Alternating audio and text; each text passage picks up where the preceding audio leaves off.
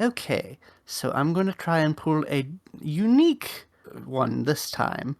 Well, we've had another one who was dead when we pulled them in, but this one is also dead and seems quite interesting. Wait, who wasn't unique then? Well, everyone's unique, but I meant more in their circumstance than.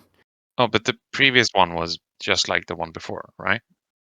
No, well, the previous one was brought here in a similar manner. This one is pulling a soul from their current path. All right, see if you can get a unique one. Yes. So, 1, 2, 3, and there she be. Hello, hello. Hello? You don't look like the people I was supposed to be seeing. No, I've pulled you on your way to the next life to ask you some questions so that you don't end up in the realm of forgotten memories as a forgotten memory. Oh gosh, I wasn't aware that this was happening so soon. But anyway, welcome to the realm of forgotten memories. And the Delegation of Dreamers. Thank you. And who might you be? My name is Rue. I am Ephraim. And I am Ashura. A pleasure to meet you. Forgive me if I don't remember your names. The way I understand things, then I won't be remembering a lot much longer. Yes, it seems that you are bound to be reincarnated, which means you'll likely forget most of everything that you've known and experienced. Yes, this is why you should always write things down. Would writing things down really help me in this situation? No, not if you can't bring your notes. But, I mean, it's a good practice. To start things off, What is your name? Sabine Chastain. Formerly Autre, but that's irrelevant these days. Why is it irrelevant? That was my pseudonym, you see. My employers thought it awfully clever to have my pseudonym literally be an anagram of traitor. that's quite on the nose. Somehow I managed to pass completely unobserved under that name. I suppose most people wouldn't think about it. Yeah, but if someone would recognize there was a pseudonym of traitor, then they'd probably think, oh, it's too obvious. Yes, I think that was my boss's reasoning, that and he likes hiding in plain sight. Yes. I do have a question about that ring that seems to be on your finger. You must have been buried with it, but it looks unpleasant. Gosh, that's still there. He can't reach me here though, can he? No. Oh, that's a relief. I wonder if I could take this off now. It still seems to be a bit stuck. I guess it has been there for a few years now. Well, I doubt it'll be there when you're reincarnated, so that at least should be some solace. Oh, I really do hope so. This ring has been the bane of my existence. What does it do? Anytime I did something that my employer disapproved of, then I would get a small encouraging shock from it. Indeed, it's probably the cause of my death. Because he really wasn't happy with the latest thing that I did. And what was that? I caught feelings for the group that I was supposed to be spying on. So was that in breach of your work contract? Well, yes, I was technically hired as a spy. I would say blackmailed into it. But yes, it's a sorry story. He being my boss, I guess I can say his name freely now. His name is Magnus. But yes, he stole my child away from me and said I could only see her if I followed his orders. And he saw the need to give you the ring as well, to torture you. The ring, well, at the time, it was all pleasantries, a simple recruitment process into the Thieves Guild. I wasn't aware of the manipulation you try on me later on. I wasn't aware of what this ring would do when I started wearing it. He said that it would identify me amongst friends, as it were, other spies.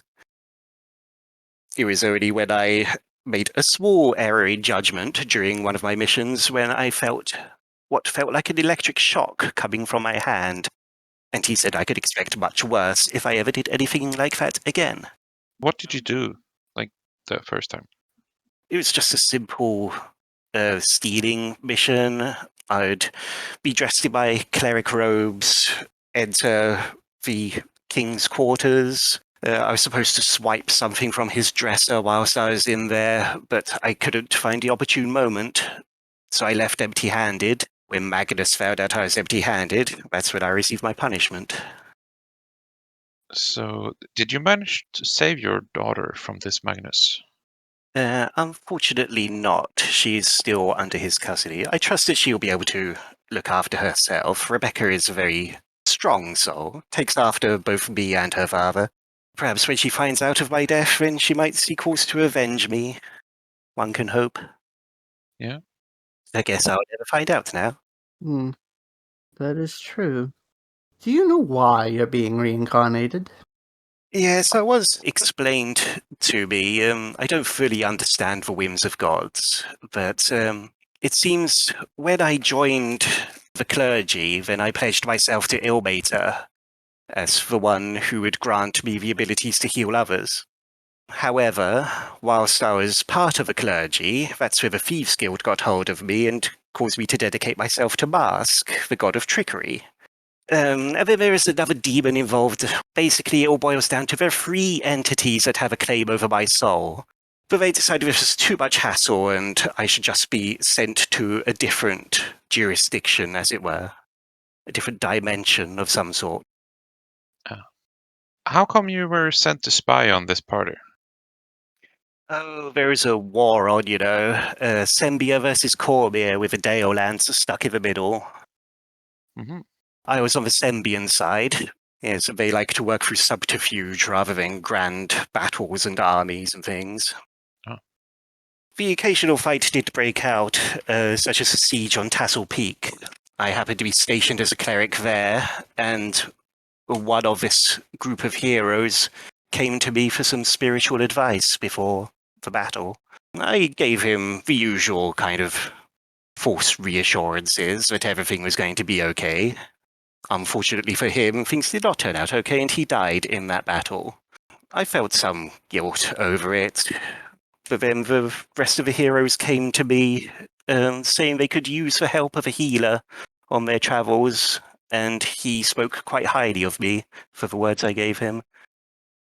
So I went along with them, and my employer found this as a perfect opportunity for me to gain information. Was there a specific reason that you were supposed to infiltrate this group in particular? Oh, this group have been a thorn in the side of Sembia ever since the war started. Going around to all these little villages, destabilizing the small bear ships and what have you. Who are the members of this group? Well, there was Laslin. She was fun. She was a dwarf. Very much had the lust for battle, always spoke her mind. It was always amusing watching her call out to commanders of the enemy forces, even if she was outnumbered 100 to 1. Then there's Jessie, bit of a cocky, bardic types. Really good at rallying up a crowd, claiming free drinks on the house where they're not really his to claim. Ah, a classic bard. Yes. And finally there's Arosa, who is a halfling, a sweet girl. She reminded me very much of Rebecca. When I first knew her, then she was quite a bubbly soul, but war changes us all, I suppose. War is hell.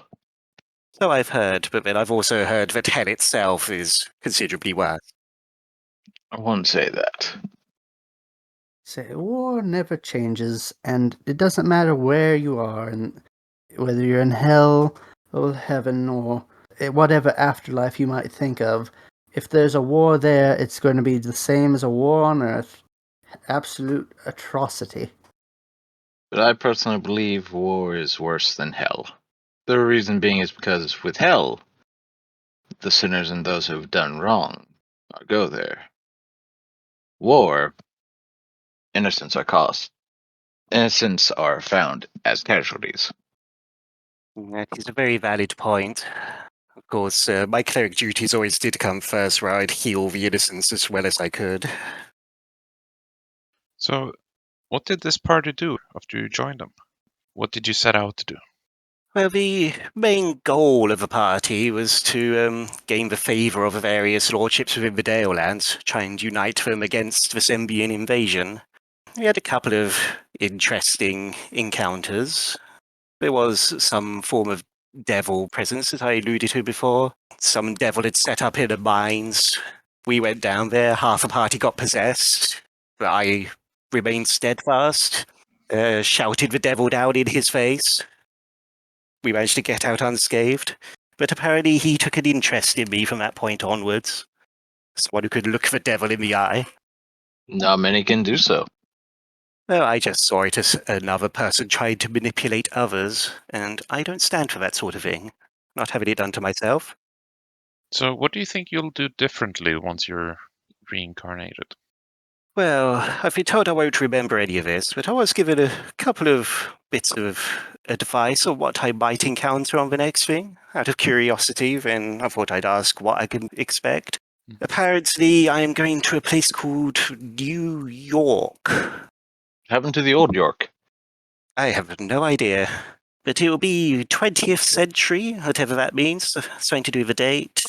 And I'm destined to be leader of S.H.I.E.L.D., whatever that is. I don't know how you lead a piece of defensive equipment, but hey. It might be that you are defending people. That would be nice. It'd be nice to help others as best I can. At least in my previous life. I'm looking forward to finding out what might happen there. Back to your previous life, can you tell us, say, one of your favorite moments? Ooh.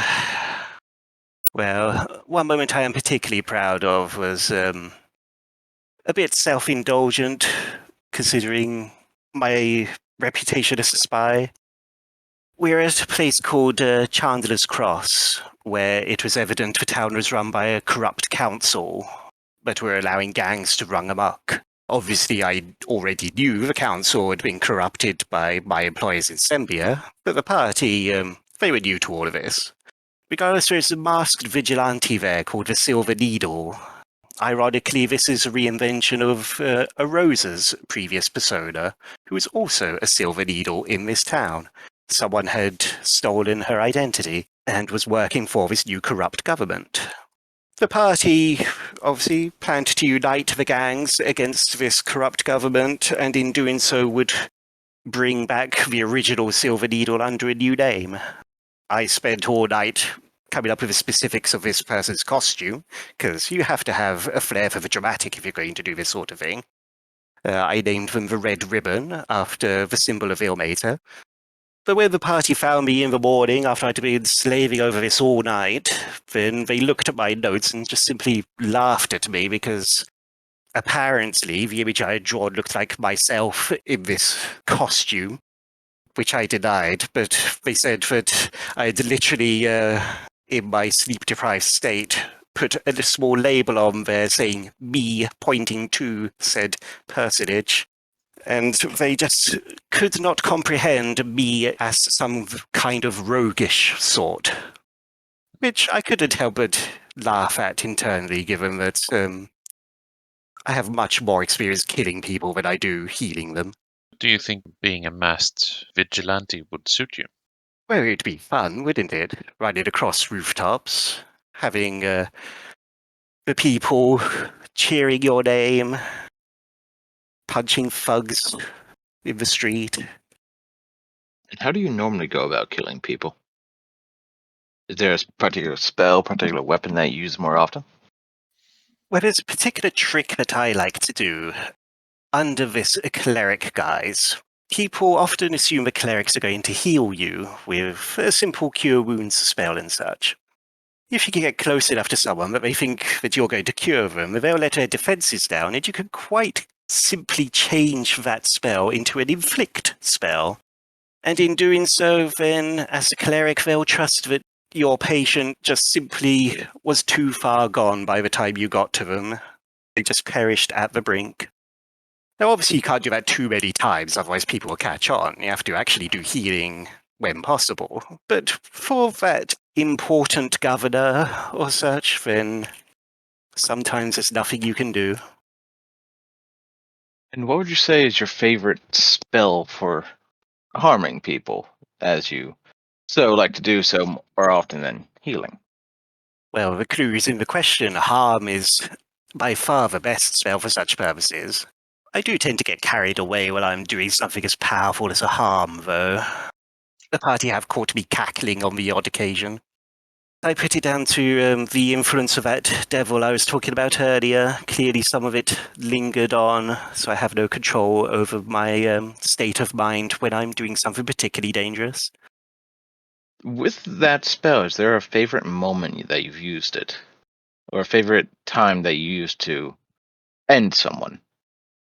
I guess it was back when I was quite new to the guild. One of my first missions. So once they trusted me with actually conducting assassinations rather than petty stealing, there was this king of some forgotten land now. I was his most trusted cleric. There may have been some seduction involved. He was a bit of a bad boy, thinking he could charm his way through the clergy. Once I got the order that he was to be removed, then found my way into his bedroom, did a bit of massage. During said massage, then I might have let slip a harm, leaves no visible marks. And then all it takes is just one touch for him to be pushed over the edge. And then I can slink out with nobody suspecting me. You have quite experience with this, I see. It's all about trust, my dear. Who trained you in massages? Hmm. You could say you're good with your fingers. Well, I guess I'd have my former fiancé to thank for that. Cedric was his name. Well, I met him when I was still a fledgling in the Thieves Guild. He was actually working for my soon-to-be employer, Magnus.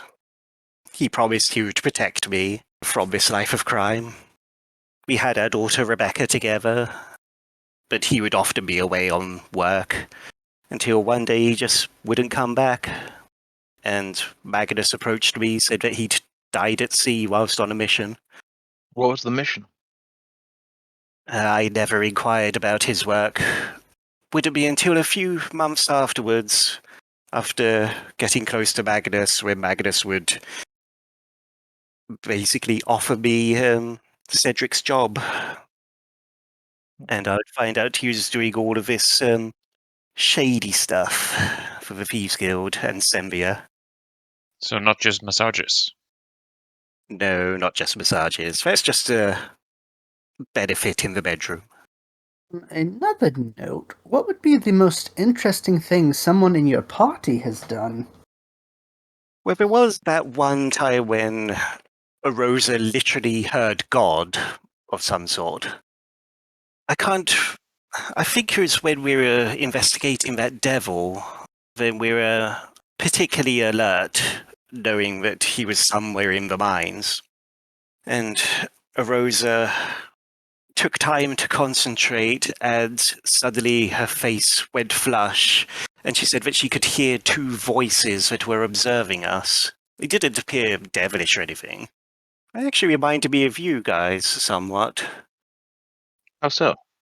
Well, when we left the mines, then we found an inn was there where there wasn't one before. Like this building had just appeared out of nowhere.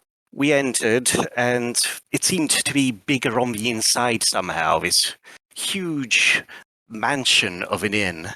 And these two figures introduced themselves to us as room service. Some sort of extra-dimensional inn for people that need it, traveling between the planes, offering respite. They were full of vague prophecies and things as well. It seems that time didn't quite work properly for them. They were telling us of deeds that we would accomplish in the far future. How did you find this inn?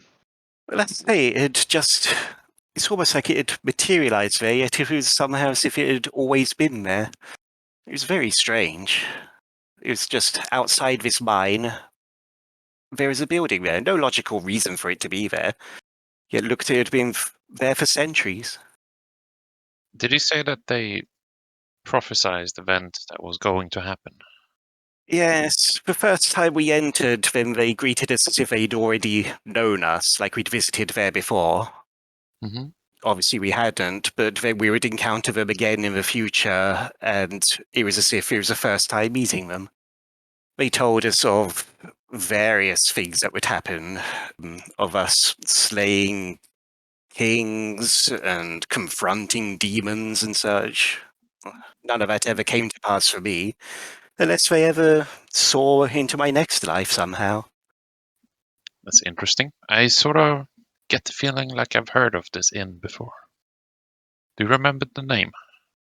That's the thing. I don't remember there being any sort of sign in front of it or anything. The hosts simply introduced themselves as room service. Was that at least good room service? Oh yes, they had anything that you could ask for a price, of course. It was not a cheap inn. It was several gold a night, from what I remember. Hmm. But they had sort of luxury baths, which is a rare thing in the realms. 4-poster beds. All the chocolate you could eat. Chocolate was amazing. That sounds nice. Rue, a fellow dessert lover. Yes, on that note, what would you say your favorite dessert is? Ooh, well, room service offered me this thing called, what was it? I'm not familiar with the place it's from, but they said it was a Turkish delight. Oh, It was a very small, sweet thing that was covered in a sort of dust. Had a very odd texture to it, but felt very exotic. Was it like bird feed? A turkey's delight? No, it's Turkish. I believe that's a land from another realm. All right. yes. Those sound quite delightful. Have you heard of a thing called a milkshake? Can't say I'm familiar with such a thing. What exactly would that be? Other than shaken milk. It is a delightful concoction made by adding dairy milk to frozen dairy that has been sweetened and adding some flavorings in, and then you blend it together. It makes a thick and creamy drink that is quite delightful, from what I've been told. I haven't got to have one yet, but soon, hopefully. Oh, that does sound rather good. Do you think they could put chocolate in something like that? Yes, I've heard of chocolate being used in it. Well, it's a pity I'm not going to remember it for the next life, but hopefully I will encounter this in New York. Something tells me that it's likely you will. Well, this next life is sounding better and better. Hopefully I won't have to deal with any world-shattering events in my time there. I don't suppose you know of anything that happens in this dimension? Well, it's hard to tell because you might be going to a different time than what I would know of for the dimension. I can look between them, but I can check through my notes and see what I have on this. Let's say I'm told it'll be 20th century, going into the 21st century. Yeah, there's something about people getting small holes in their necks called jacks. And you put wires in your neck and jack in. What, like a vampire? no, No, I don't think there were vampires. What I could see. Oh no, wait. There was a wolf man, but I don't think there was an actual wolf. Looks like a place that actually has milkshakes, so you'll fit right in. Excellent. I look forward to it.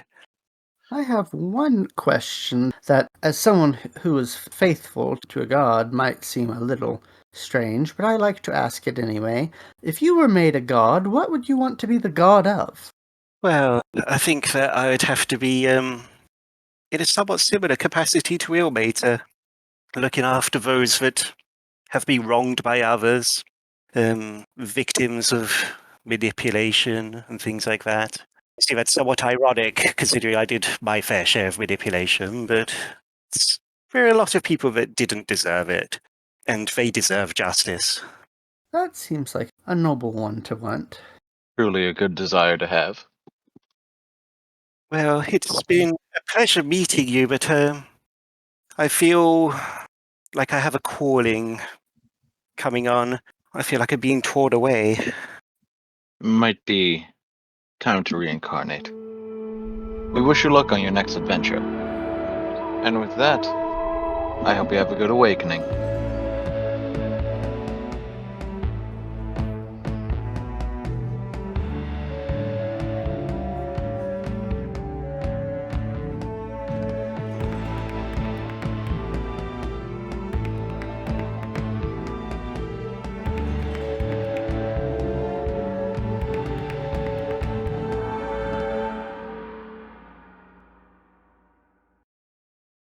Bye-bye!